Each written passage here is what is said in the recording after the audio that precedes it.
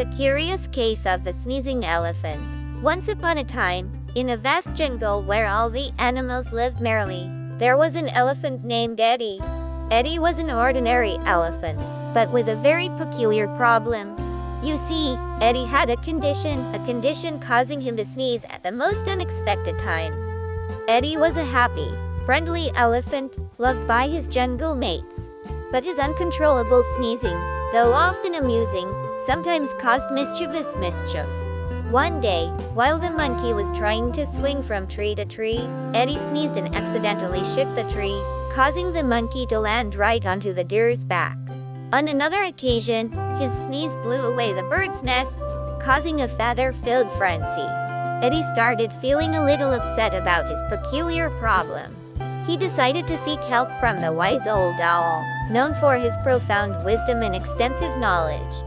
The owl suggested Eddie to meet the ancient turtle living by the river, who was known for his herbal remedies. When Eddie reached the turtle, he explained his predicament. Intrigued, the ancient turtle examined Eddie and then giggled, revealing that Eddie had a tiny feather tickling his trunk continuously.